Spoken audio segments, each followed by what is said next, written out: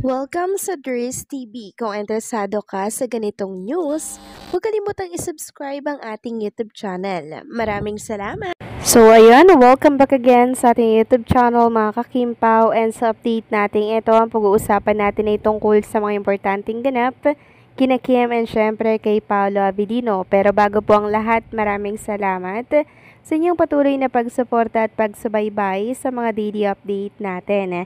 Kaya naman bilang pasasalamat, narito po mga napili kong komento patungkol yan sa naging previous update. Una komento mula po ito kay Ginang Norma Cole. Sabi niya dito, "Thank you Kim and Pao sa inyong mabuting puso. Di ninyo pinapabayaan ang mga taong nasalanta. Kayo ang mga artista na dapat pamarisa ng iba.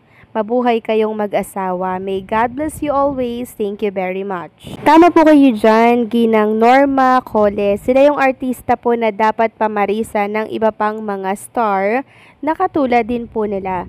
And nakita ko nga po kanina, sumunod na po ang Bini mag-donate dito po sa mga nasalanta po at napinsala po ng lindol dito po sa Cebu.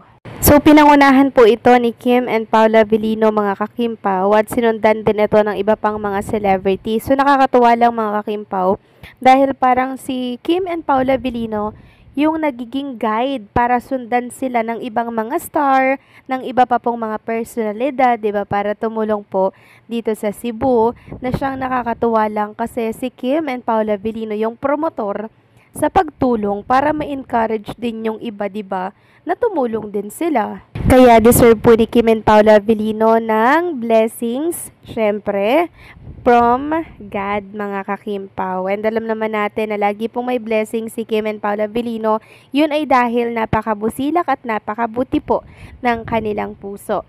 So maraming salamat sa komento, Ginang Norma Cole. God bless po sa inyo and mag-iingat kayo palagi. At ang next comment naman, mula po kay Ginang Corazon Reyes. Sabi niya, si Kim kasi maraming offer na endorsement. Si Paolo halos wala siyang offer ngayon, kahit mga event parang wala siyang offer. Di tulad ni Kimi, di siya nawawalan kahit sa event, meron siya sa Tanduay. Tas meron din si Kim sa Iloilo ulit sa October 11, sa gabi naman Tanduay ulit. Mga event parang kinukuha na mga Gen Z, pati si Gerald kinukuha na din sa mga event sa province. Magkasama ang Kim Pao sa October 11 para ng Chowking sa umaga. Yun lang ang kasama si Papi.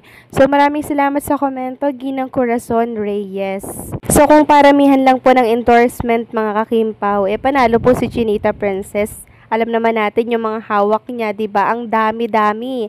Ang daming mga advertisers ang nagtitiwala po kay Kim Chiu kasi si Kim po masipag siyang gumawa ng promotional video. Kaya sulit po talaga yung binabayad ng mga advertisers, mga kakimpaw. Kaya gustong-gusto nila si Chinita Princess. Parang si Kim na nga lang mga kakimpaw, yung umaayaw sa mga offer sa kanya ng mga endorsement. Nakakatuwa naman yung ganun, 'di ba? Well, si Paolo parang Wiltec, Salon Pass, ano pa ba? Chowking, ano pa ba mga kakimpaw? So, kayo na po yung mag-add.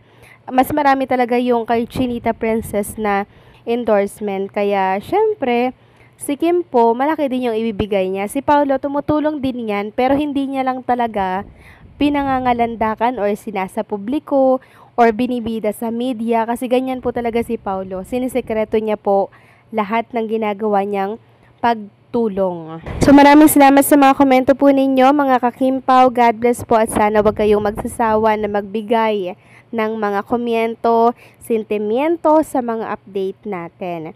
So pag-usapan na natin itong mga balita po na nakalap natin sa gabing ito.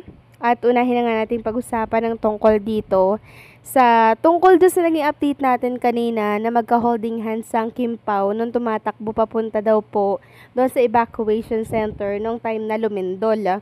Sabi nga dito sa isang community, kikiligin ba kayo dyan? Ang sweet talaga ng Pao niyan, mga BFFST Kim Pao fam. Nakangiti naman ako mag-isa. Sabi dito, ang dilulo natin na magka-holding hands ang Kim Pao nung tumatakbo papuntang basketball court during earthquake ay napatunayang true, lalo. At alam nyo mga ka-Kim Pao, habang nagbabasa nga ako ng comment sa naturang post, natawa ako na bakit wala pong picture yung pagkaka-holding hands ni Kim and Paolo Abilino habang tumatakbo at lumilindol. So, natawa ako kasi hindi na siguro yun maiisip, di ba mga ka-Kim Pao, na mag-picture kung ganyang lumilindol na. Sabi kasi ng isang netizen, yes, nasaan ang pic para kiligin ako at this early morning. Tapos may nag-reply, kasosyal mo, lumilindol pa, pic-pic ka pa, gawin mo kaya pag nilindol ka. Siyempre, hindi na natin maiisipan pa na mag-picture pag lumilindol. Diba ang isipin natin ay kung paano tayo makakatakas at makakaligtas sa lindol na yun. Hindi na natin iisipin mag-picture.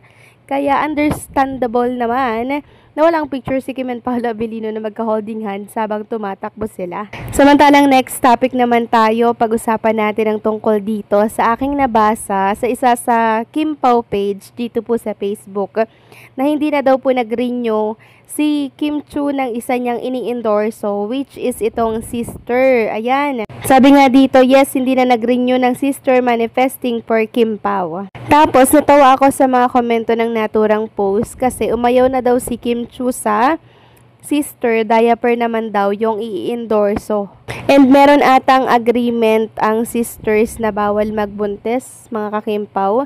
So, ang minamanifest po ng Kim Pao fans, since nabalitaan nila na hindi na nag-renew, ang iniisip po nilang dahilan ay magsisettle na daw si Kim and Paolo Abilino kasi once daw na sister ambassador ka, parang bawal atang magbuntis or bawal kang magkaanak muna. Parang ganyan ata. Ewan ko ba, correct me if I'm wrong. Nabasa ko lang din po sa mga komento dito. Sabi nga dito, hindi na nag-renew si Kim ng any napkin because of certain written agreement na bawal magbuntis. Sa sister ang alam ko, pero sa iba hindi ko alam. But I think Kim Chiu, it's the right time to have a baby now with Paolo na.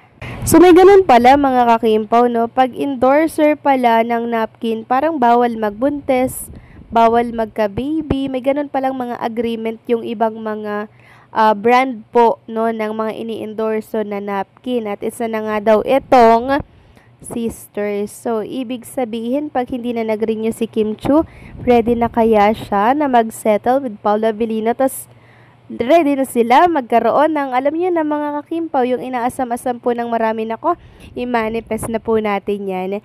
Kasi ngayon pa lang, ang daming masayang Kim Pao fans at maraming nagsasabi na siguro ito na yung time. Ito na yung time kaya hindi siya nag-renew para mag-settle. Aba, napaka-good news yan mga ka-Kim Pao para po sa ating mga Kim Pao fans. So, i-manifest na natin yan kung ano man yung rason kung bakit hindi siya nag-renew mga ka-Kim Pao. Antayin natin yung kasagutan, okay?